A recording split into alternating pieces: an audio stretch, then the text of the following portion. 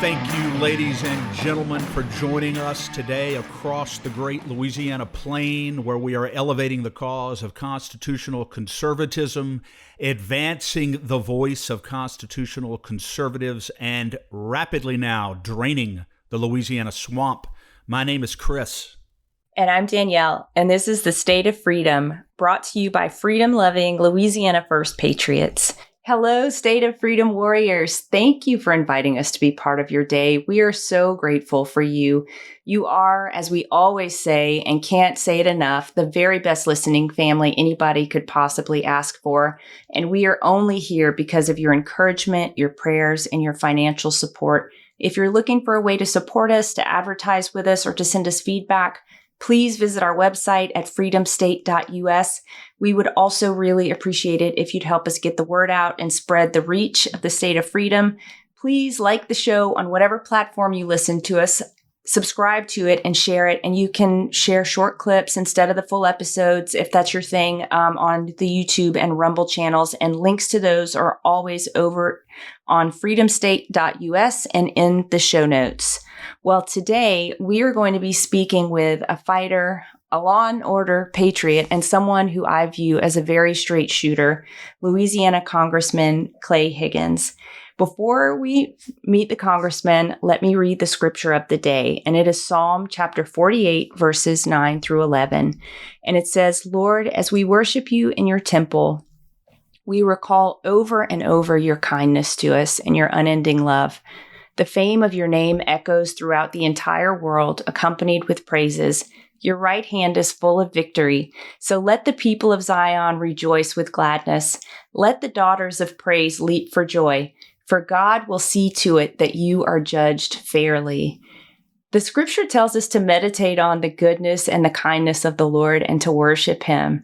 And as we do, we will get our hearts and minds aligned with the truth that he is the victorious one, and he will see that we are judged fairly. I love that the Lord brought this passage to me this morning brought me to this passage because there's a lot of fear right now driving Louisiana legislators to vote a certain way. Not because it's right, but because of the fear of being judged unfairly and getting something worse, literally judged by a judge. Well, scriptures tell us to worship the Lord and to anticipate his victory, and he will see to it that we're judged fairly. Our job is not to game out the hearts and decisions of judges. It's to make the right decision for the people. And the Lord will see to it that we're judged fairly. The Lord will deal with wicked judges.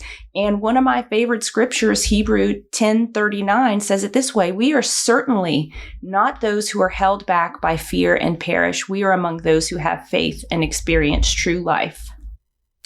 Wow. Very, very powerful Psalm of David there.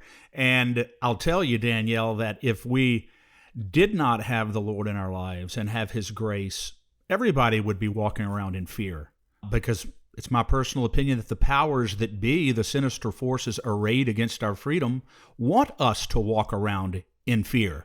And so we must cling to the grace of God and his power and his righteousness in order to be patriotic and advance the interest of our country and our citizens. And speaking of patriots who advance the interests of the citizens of Louisiana and have been for quite some time, as you said, we have the privilege of having with us today Congressman Clay Higgins. It's great to have you with us, Congressman. How are you, sir? I am well, sir. It's an honor to be with you, Chris, and with Miss Danielle. So I look forward to our conversations today. Thank you, us too. Thank you so much. Congressman Higgins, the issue that is very, very hot right now down here in Louisiana is this congressional redistricting. There's several items of legislation pending now in the legislature that would create a new minority district in Louisiana and, in our view, place in jeopardy the very, very tight majority that the conservatives has in the U.S. Congress now. Speaker Johnson came out a couple of days ago against this plan to create a new minority district. Talk to the listeners a bit, Congressman. You've been fighting the good fight up there for quite some time now. How perilous is the conservative majority in the Congress, and what are the potential implications if the balance of power in the U.S. Congress is reversed? Well, obviously, it's quite a precarious majority. You know, when you're two seats up out of 435 congressional seats here in the House of Representatives. So the implications are that we could lose a majority by attrition, and from members resigning when it's that close, or in the election cycle with just a slight shift in the ballot determination across 435 districts in the United States. We could certainly shift that balance just slightly, and we would lose a majority. So the important thing for all of us to remember is that we're all operating within the parameters of the Constitution here, and therefore, somehow, because we are an anointed nation, somehow it's going to be okay. I'm glad you opened the show with Scripture. I've read the Bible, I know the ending, and we win. The question really becomes, like, what does our journey look like? How worthy are we as children of God and as citizens of America, an anointed nation on earth, the United States and Israel, in my opinion, and just how pure is our service to God and country? That really becomes our personal journey and our quest as children of God and as American citizens, and it describes our nation as a whole as well. So Congress is like a large slice of the human condition as it relates to our struggles and our success and our frustrations and our corruption and our excellence, the entire spectrum of what is, you ask what the implications are.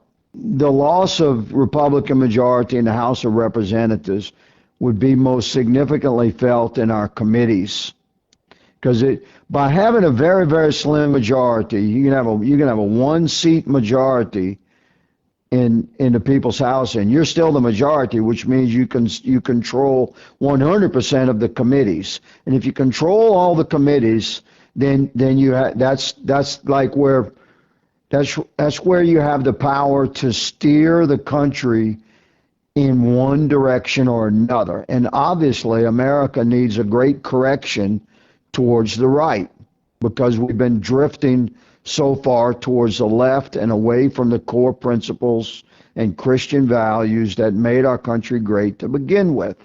So it's super important that even if we have a slim majority in the House of Representatives, and even if it seems like we struggle, we can't get any of our legislation passed, and all of that is frustrating, but it's important to remember that we're still controlling our committees, we're controlling investigations that our committees have authorities over, we're controlling our interactions with the American people through our committees and the hearings that we conduct. We're allowing transparency of service to be the predominant principle that the founders had intended the People's House to demonstrate for the people that we are in service to. So after suffering for so many years under Democrat majority control, one way or another, and especially keep in mind our Supreme Court. We have just recently taken conservative control of the Supreme Court, and those guys are, they're appointed for life. So when the balance of power in the Supreme Court shifts, it's not shifting for an election cycle, it's shifting for a generation. So the Supreme Court, my brother and sister, that's like the deepest rudder of America's performance as a nation as it relates to ideological perspective and conservative principles versus liberal principles. So when you have a 50-year rudder that has turned our nation towards the left, then even though you have shifts of majority power in Congress, either in the House of Representatives or the Senate, and you have shifts of power, almost yin yang in clarity from the executive branch. Even though you get those shifts in Article 1, the legislative branch, and Article 2, the executive branch, if your deep rudder, your Article 3 authorities, is populated by a majority of liberals, the whole country is going to drift to the left for that entire generation. And that's exactly what has happened to America. So we're in a corrective moment right now where we have the security of the Supreme Court as a deep rudder turned towards the right. And we should maintain that for the next 4 or 5 decades. That's the way things work. And therefore, concern yourself less with a temporary loss of majority in the House or temporary gain of majority in the Senate. You just have faith that the purity of our core principles will prevail. And that's the true impact of, if we lose our majority in the House, which we very well may, either by attrition or by ballot, we're going to be okay because we're liable to pick up the majority in the Senate. And I'm prayerful that we win the White House. I support President Trump. I don't know where you guys are 100%. But I am with Trump all the way. He's the only guy that can fix this thing. He and I are pretty close. And I just have faith that if we get Trump in the White House, if by the grace of God we can maintain our majority, even though it's very slim in the House, and pick up the majority in the Senate, then given the fact that we now have that deep rudder of conservative principle in Article 3 in our Supreme Court, America is going to we're going to save the country. That's how precarious things are right now. We're either going to save our country or lose it. Yeah. So, Congressman Higgins, that would be the great triumvirate. If we're able to maintain control of the House, gain control of the Senate, with the Supreme Court that we have now, that would give us a great, great opportunity to truly reverse course. Oh, wow. Just as you described it, it is like a huge burden. I just felt just like poised to lift from my spirit. Because I love my country deeply. And I'm fearful of the what the future looks like if we don't get solid, conservative, core principled, constitutionalist, Christian American men and women elected to office at the local, state, and federal level, and take control of the House of Representatives with a conservative majority, not just a Republican majority, but a conservative Republican majority, and take control of the Senate with similarly ideologically sound conservative colleagues in the Senate, and take back our White House to put a man like Donald Trump as head of our executive branch. If we don't do that, we may lose our country, like forever. Yeah. It's pretty grim. This is the burden that we carry right now. And frankly, some people say that the pendulum has already swung too far. But as you said, we do know how the story ends, and hope springs eternal. And we've got to keep fighting on every front at every turn, as you do. Yeah. And I do believe this is a pivotal year, and we have a lot to be hopeful about. We have a lot to look forward to and a lot to fight for in the meantime. But maybe switching gears just a moment, you've been very vocal and forthright about January 6th, Congressman, and the events that took place that day. Would you tell us your perspective on what really happened that day? I watched it from my iPad that day, and I was just, enraptured. And when people started talking about it as an insurrection, I was like, that doesn't match what my eyes saw. Yeah. Well, January 6th to sort of crystallize for your audience. January 6th was the end play of that phase of the deep state's manipulation of America that had been ongoing for quite some time. And the particular operations of 2020 was to from their perspective to mitigate against a second term of Donald Trump. So the stage that was set by the pandemic and the alleged threat of COVID, which was, a laboratory created biological warfare threat that was purposefully distributed across our country and the world. And it was presented to us by some characters that turned out to be quite nefarious. It was presented to us as this nightmare scenario, like something from a horror movie of a virus. And it turned out that wasn't the case at all, but it took time to figure that out. So the entire year of 2020 sometimes it's like a dream when you remember it. It's like, did that really happen in America? That we were restricted from traveling the land. We were not allowed to congregate for church. We were not allowed to send our kids to school. We were not allowed to gather as a family for holidays. You had neighbors reporting on neighbors that were out walking on a sidewalk with no mask. You had Americans getting arrested for not wearing a mask in public. You had businesses forced into closure. You had hundreds of thousands and millions of Americans financially ruined by forced closures. Incredible oppression happened in this country.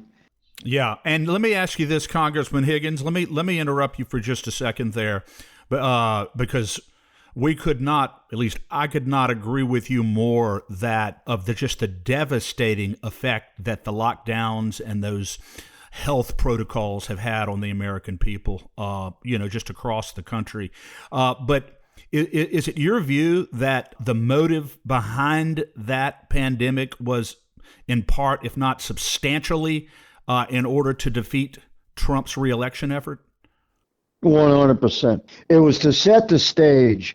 Like, in order for an operation like that to be successful, there's a lot of moving parts, and you have to get sufficient densities of population across the 50 sovereign states to willingly participate in setting the stage for massive fraud and massive corruption of our election process.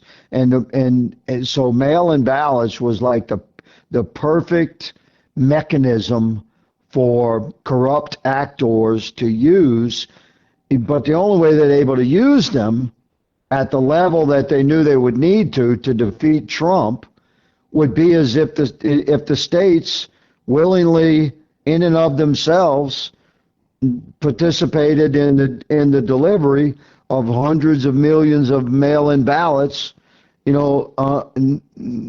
unrequested mail-in ballots showing up in mailboxes across the country that would present an opportunity to harvest those ballots and then use them in a coordinated manner in some of the sovereign states in order to potentially be able to flip the election if they could get away with it on election day.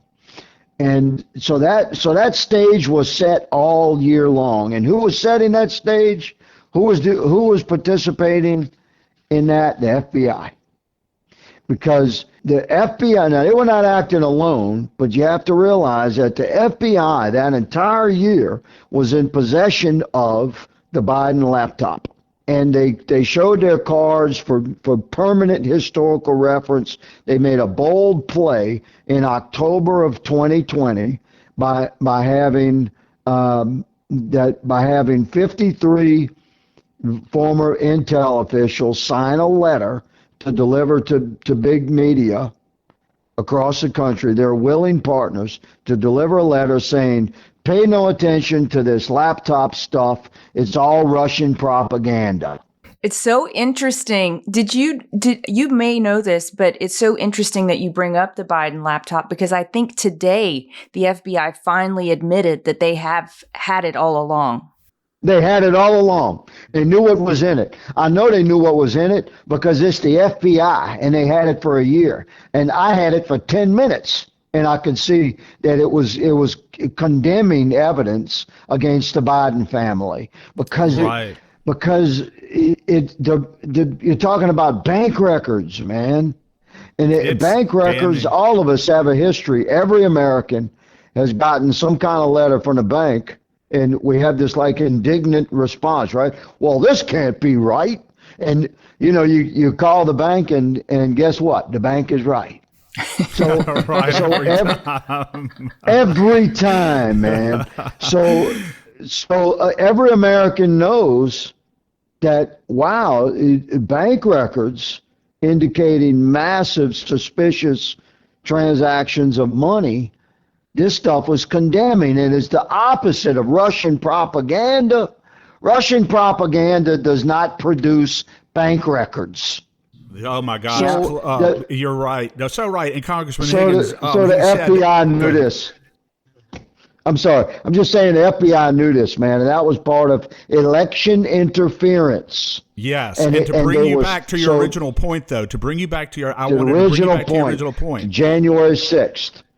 On January the 6th. No, I want to ask you about this because we had Congressman Johnson on not too long ago, and he said that even with the manufactured pandemic that allowed all the fraudulent mail-in ballots, allowed people to dispense with the normal election procedure, allowed the fraud, he said even with all that, if the Hunter Biden laptop had not been suppressed, then Biden would have lost 20 to 25% of his voters, and Trump would have still won.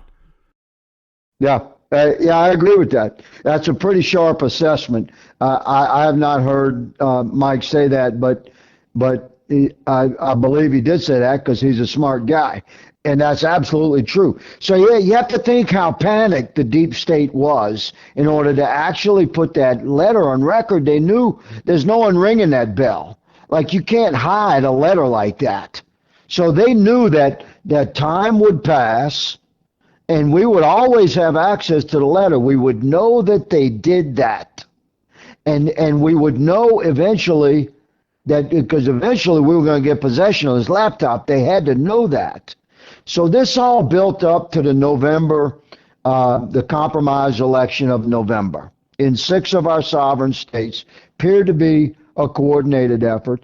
But let me tell you, America was already pissed off before the November election because we had been oppressed horribly all year long. And who was making noise about that oppression? Who was making that noise? Patriots. And where were we making that noise? We're making that noise in groups online. So follow me here. The FBI infiltrated those groups online. And so if you had, 25 people in your group, bunch of patriot men and women in this little group or that little group talking about what's going on in our country, and you started to see, some of us saw early on, wow, it looks like they're setting the stage for maybe trying to steal the election, and to our horror, we found out months later, indeed, they had been setting the stage to steal the election, but we started to talk about all of this, the oppression we were suffering, the forced closures, losing our businesses, our homes, our livelihood, our children were suffering, our families were falling apart. We were gathered as we have the right to gather as Americans, and we were sharing our concerns for the future and our anger and our rage with what we were witnessing. We were talking about it online, and unbeknownst to us, embedded within our group was an FBI agent. So they followed us, they tracked us online, and they participated with us, and they even planted the seeds of like radical protest. And then they pulled off the compromise election cycle, and we freaked out. I was like, I cannot believe this happened on that next day. I was stunned, like I'd been hit by a truck. You and me both. And I couldn't believe this happened in America. And then I was in Congress. So I was looking at the calendar, and I said, January 6th is it. So I dove into the Constitution and said, is there any constitutional mechanism that the founders gave us, any small ledge that would allow us to challenge the certification of these electoral slates in some of these sovereign states that had certainly crossed the threshold of reasonable suspicion that they had allowed their election cycle to be compromised in that November. So I found that indeed the founders did give us a narrow constitutional ledge to stand upon, and that was to object to the electoral slate on January 6th. If you had reasonable suspicion, one congressman could stand up, be recognized, and object to that slate, which are presented in alphabetical order during the ceremony. The vice president presides. It's a joint session. And if you have one senator to back you up, then what that triggers is a debate. That's it. 2 hours of debate and then a vote on whether or not the Senate as a body and the House as a body either supports the objection that was presented by the congressman or opposes the objection to the electoral slate that was presented by the congressman. And that's the constitutional process. So that's what I did. Myself and over 100 of my colleagues, Republicans, we in various numbers, I objected to all 6 of the states that I believe had crossed the threshold of reasonable suspicion that they had allowed their election process to be compromised by criminal actions. So, and while that was happening, these wild behaviors started happening around the Capitol and inside the Capitol. And it was weird. Like, I had people that had come to the rally, and the rally was huge, man. It was way bigger than the inauguration. Did y'all go to Trump's inauguration in 2017? Let me tell you, it was breathtaking. And just as far as the eye could see was happy, uplifted, beautiful Americans of every color and creed and culture and background. And you could tell just from across the country, the rich, the poor. It was an uplifting day. And the rally that took place in D.C. on January 6th was far larger than the crowds that was here for the inauguration in 2017. Wow, that's and just the media won't tell you that. So everybody had people here, man. So for the left to say, "Oh, Congressman, did you have people coming to the Capitol on January 6th?" You damn right I had people coming to the Capitol on January 6th, man. Half of America, 100 million of us, were quite pissed off about what had happened the entire year. And we were shocked at what had happened with the election cycle. So yeah, you had Americans coming from all over to legally and peacefully protest. But somehow within that number, the FBI had successfully embedded provocateurs, and they had already embedded themselves in groups online, and in many cases those groups gathered for the first time in person. They ever met each other in person was on J4, 5, and 6 when they came for the rally, and they had no idea that one of their guys that they finally met in person along with everybody else in the group that they've been talking to for 8 or 10 months online. They had no idea that guy was an FBI agent. Unbelievable. You said 200. Congressman Higgins, you said 200 embedded provocateurs? Yeah, that's no, embedded. Okay, so there were like three say categories of let's call them FBI assets or law enforcement assets working in coordination with the FBI, if not directly for the FBI. You had assets, human assets, embedded into the groups online that had gathered. That had gathered at the Capitol for the rally. You had another group of working in teams, we believe, teams of 3 or 4 or 5 of FBI and law enforcement assets that had been brought in by vehicle. It had driven in, flown in, but they were operating that day outside of the Capitol, but amongst the masses of Trump supporters and patriots that were here to legally protest and participate in the rally.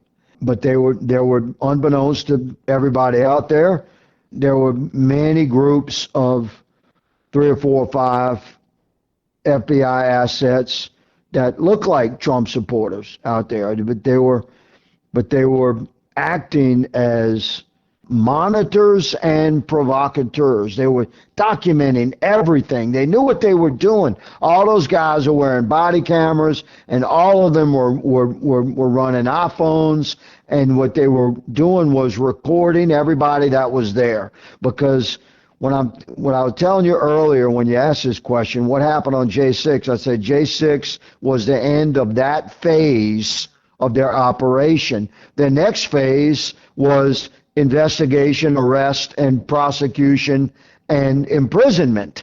So they were creating digital data on that day, but they were documenting that day who was where, and they were even encouraging those Americans to go into the Capitol because they knew that they would harvest more evidence against those people that they intended to use in later prosecutions.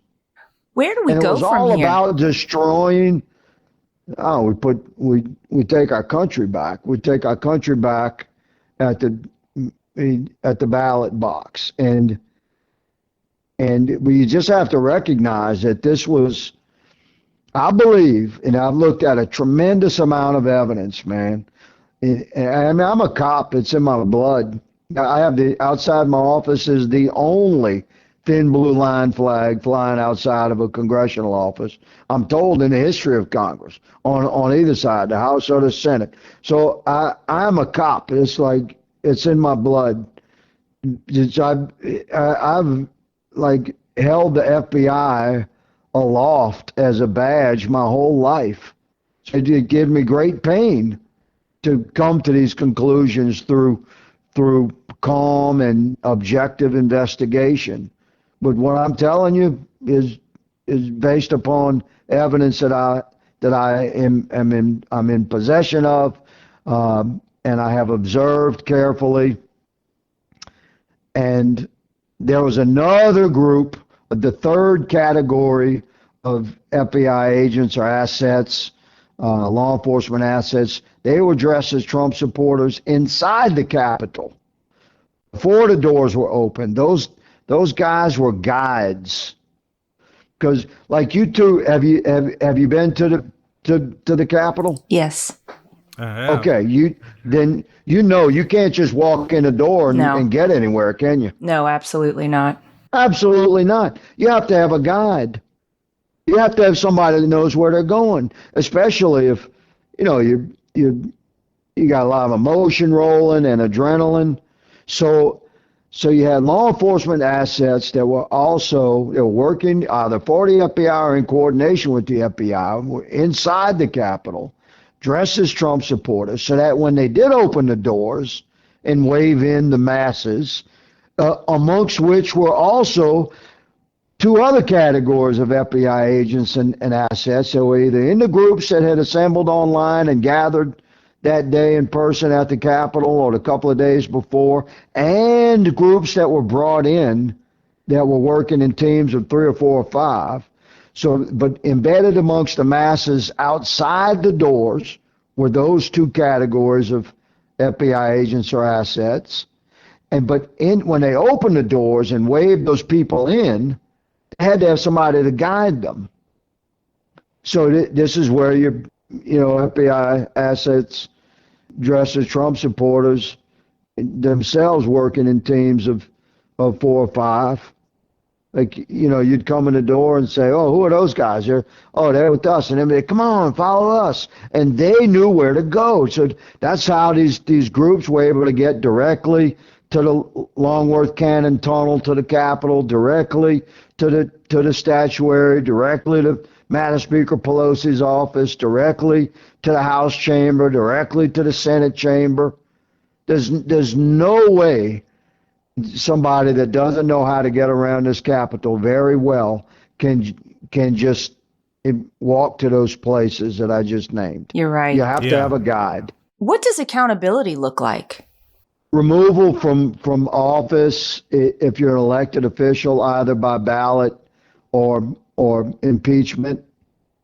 That's our process. And then criminal prosecution by a new FBI and DOJ. If you have if we get the right president in charge of the executive branch, we intend to clean house. The deep state to be gone out of the FBI and the DOJ. Right. Let me ask you this: do you know if? What you're describing here is horrifying. That all of this that you've been talking about for the last few minutes would have been orchestrated, coordinated, and directed by our own federal government to achieve the objective of creating the impression of some type of insurrection by Trump supporters. To your knowledge, has the FBI held any of these law enforcement officials or anybody who was acting in coordination with them accountable for this? You mean for behavior inciting riot and violent occupation of the Capitol or violent property damage of the Capitol for inciting that? Like held accountable? Yeah. The answer is yes, if they've been forced to by smart attorneys within the parameters of individual criminal cases, because those attorneys, in the effort to defend their own client, have managed to identify everybody in the digital evidence that the DOJ is using to prosecute their client. And so let's say there's 10 people in a picture, which includes your client. You're an attorney, and your client is being accused of being right there at that spot at that time. Say, well, who are these other 9 people?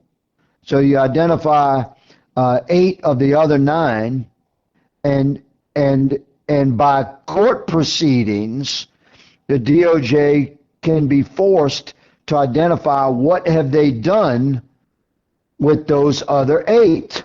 And you find out in those court cases that the other 8, they're also being prosecuted, or they already have been prosecuted. It's defendant A, B, C, D, E, X, Y, and Z, right?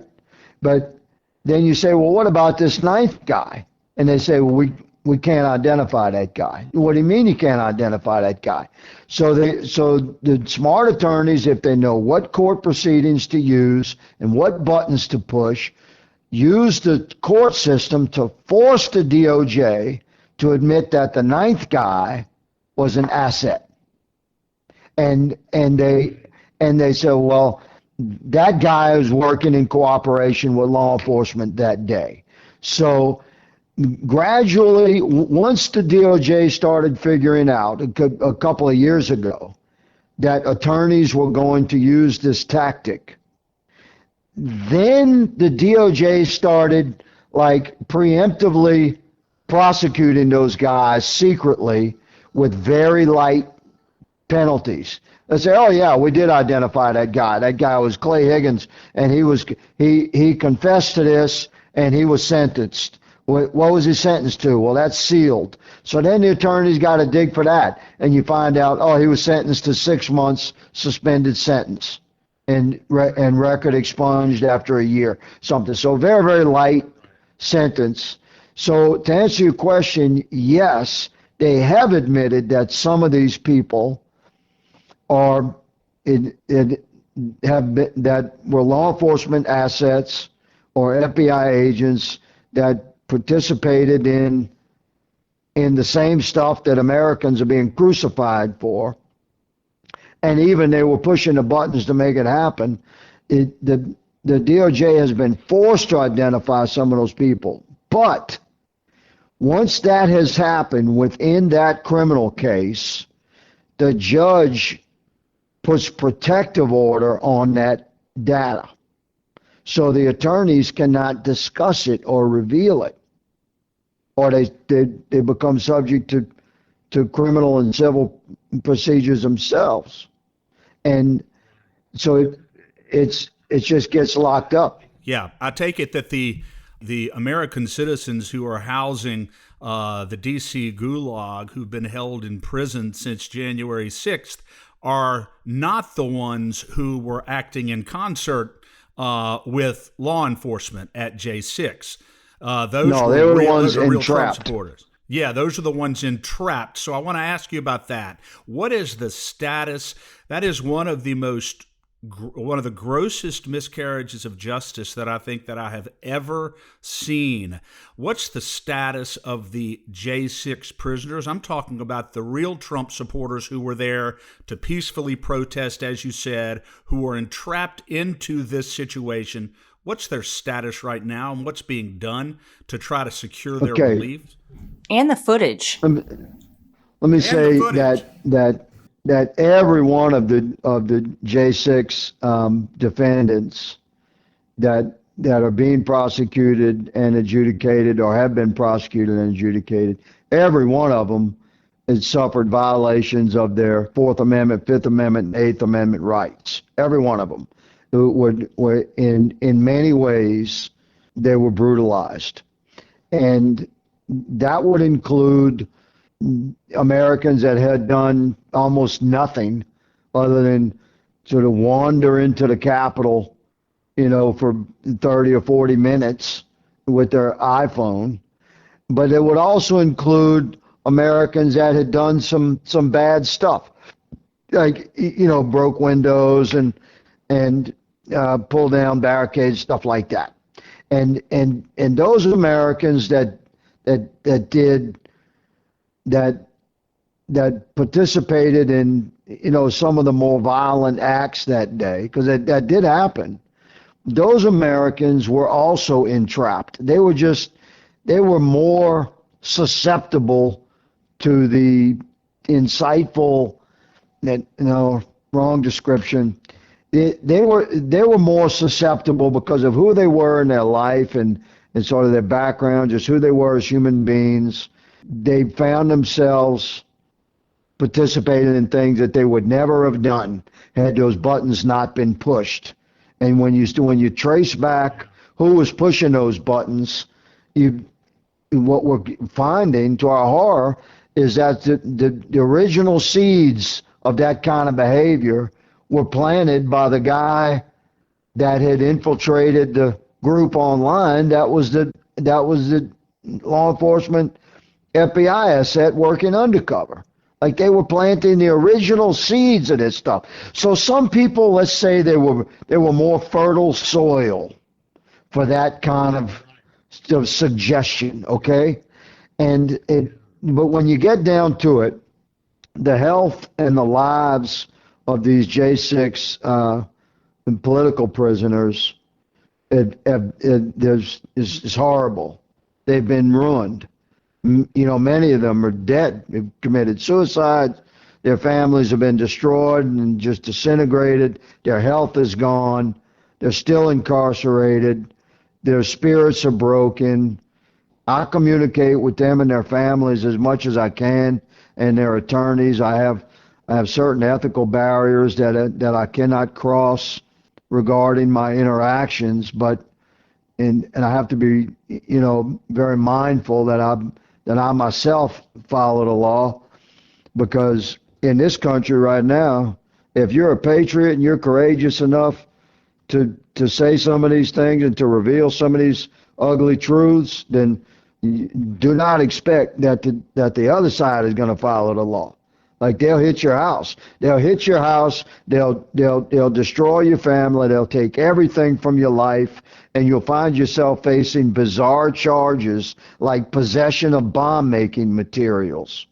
What the hell are you talking about? Possession of bomb-making materials. I load my own ammunition. That's totally legal. They say, well, this chemical and that is classified as bomb-making material. Well, I guess technically that's true. But you see what I'm saying? They'll create a very, very destructive case for the Americans that they decide to arrest. And this is why these Americans are pleading guilty. They're not pleading guilty because they're guilty of having done anything on J6. They're pleading guilty because they're being persecuted and crushed and threatened with serious, like, terrorist charges that they just crumble under, man. They run out of money, their family's destroyed, they have no attorney, and they just say, okay, they're broken. And they sign the plea agreement.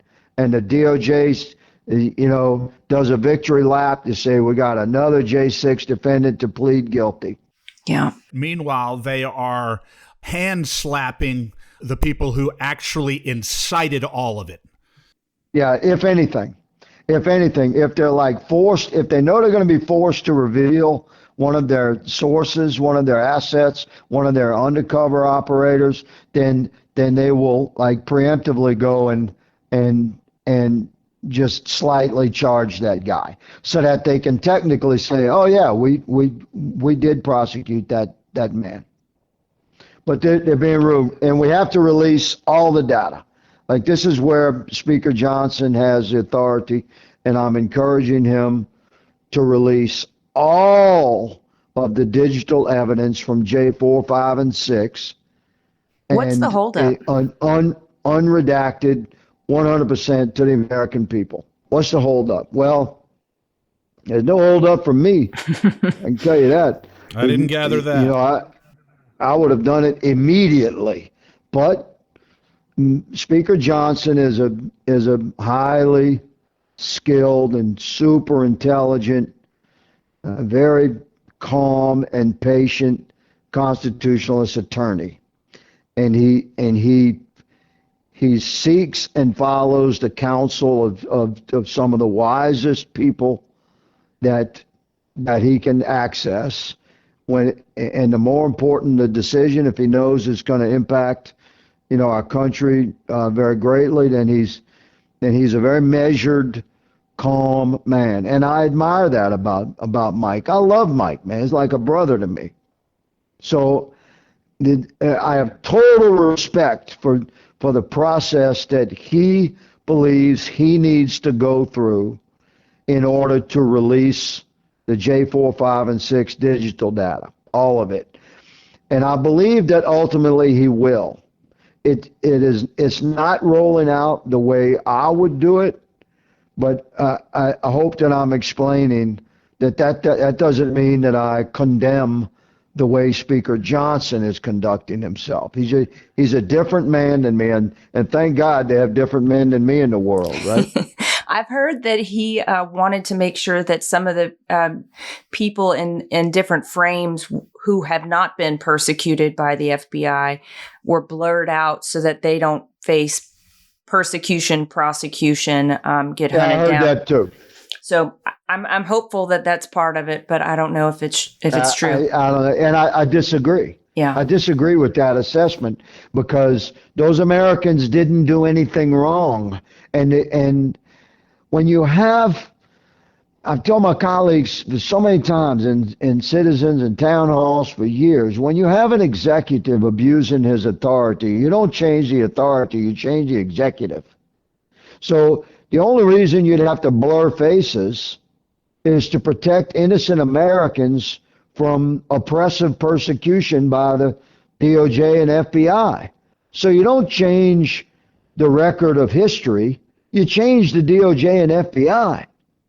And when the so-called J6 Select Committee, the sham committee, when Liz Cheney's committee, and Benny Thompson's committee, when they put their stuff up, they didn't have any blurred faces, did they? Nope. No. So I don't know why we have to blur faces. I think that's again, very respectfully, that's Speaker Johnson performing in the way he believes he needs to, and I respect that. I would not be rolling it the same way that he is. I'd have 100% of it. All of it, all the video files, all the body camera files, all the security camera and closed circuit files, all the radio transcripts, all the text messages, all the documented screenshots, all the emails. I would have it all of it released to the only staff big enough to go through that stuff, and that staff The American people. is the American people. You're so right. Well, If President Congressman, Trump, let me say this last thing, Danielle, because I know the Congress has got to go, and I know that's what you're getting at, but I have to ask you this, Congressman Higgins. If President Trump is reelected, is there going to be some real... Yeah, when he's reelected, is there going to be some real accountability? What you're describing here is a situation in which our own government has systematically entrapped American citizens who were simply exercising their constitutional rights. There has to be some accountability on the part of federal law enforcement who are responsible for this. Will President Trump and his DOJ hold them accountable in a meaningful way? I believe he will. He has stated that he will, and the president has never, ever misled me. And I've had extensive dialogue with our president, so I believe so. We'll clean house in the DOJ and FBI, and some people they'll end up in jail. Maybe, they could face like serious charges, like treason level charges.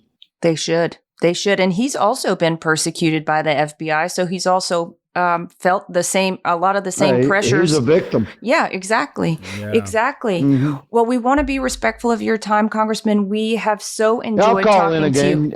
you. You guys are great. We'll cover the rest of these topics. I apologize that we spend so much time on these few topics, but this is important stuff. So It I'm is, glad and our we had list this, is so this long. time together.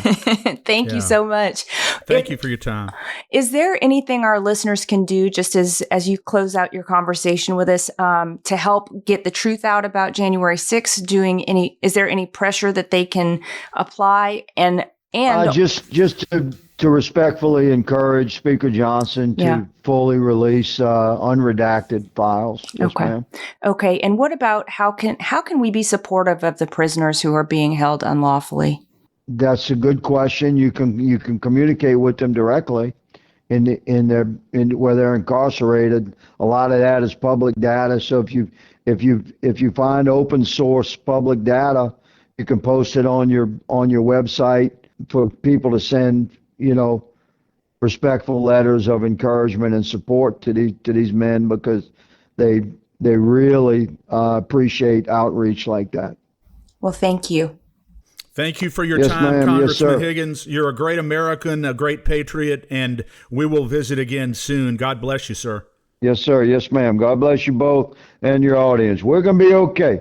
We're going to be okay. Thank you, sir. Amen. Yes, ma'am. Yes, sir. Bye now.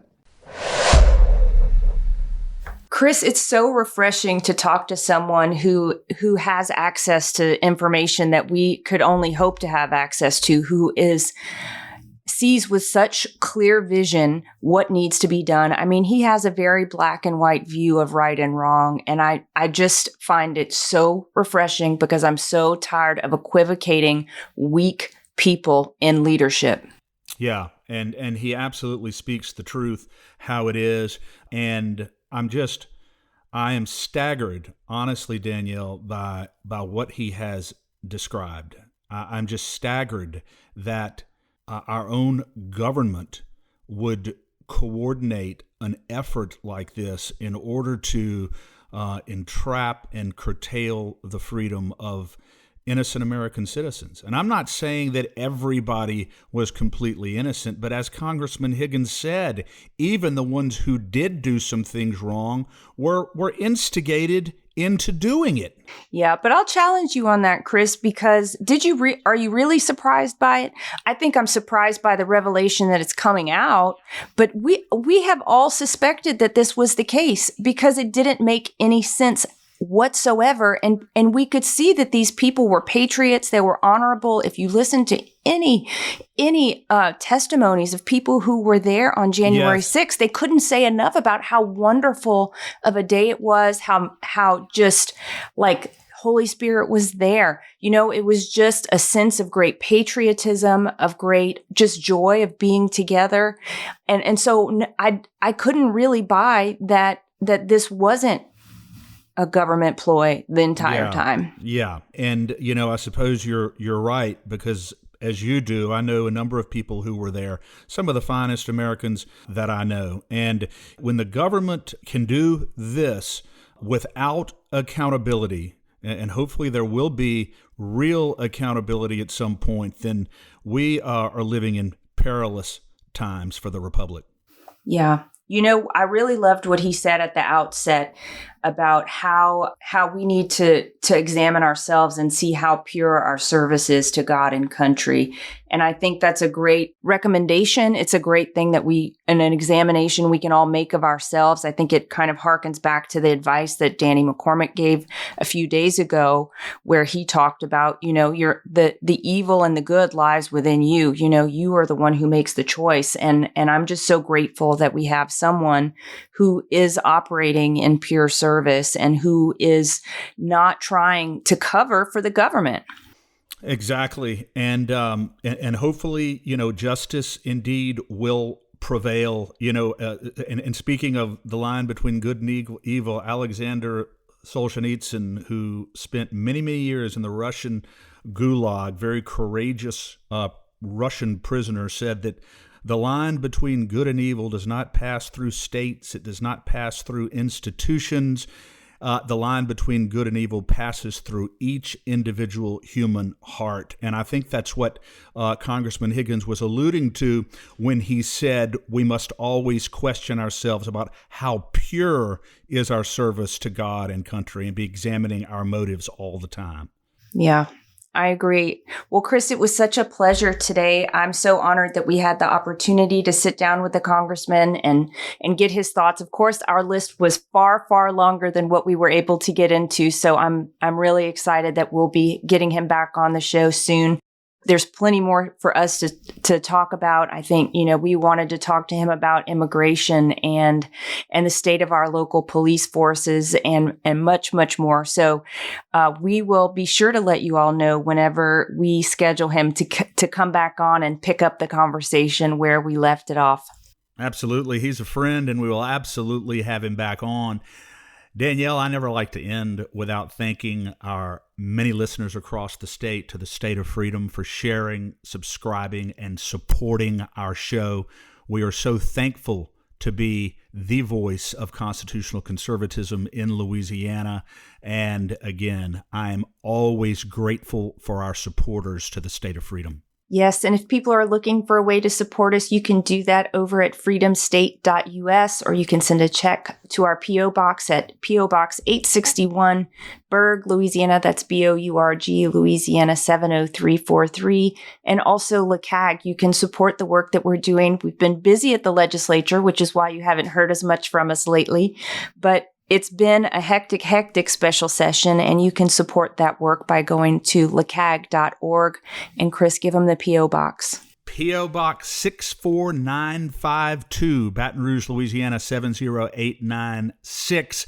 We are the eyes and ears and voice of Louisiana citizens in the legislature, holding our representatives accountable, and your resources and your assistance and your generosity help us to be able to do that very effectively for you. So thank you to all of our LeCag supporters, and we humbly ask your continued support and donations to LeCag. Yes, and we have been getting some positive feedback about Metal Stack, so I don't want to leave without reminding our listeners that we do have an opportunity for anyone who may be interested in investing in precious metals or even starting a home-based business in the precious metals industry.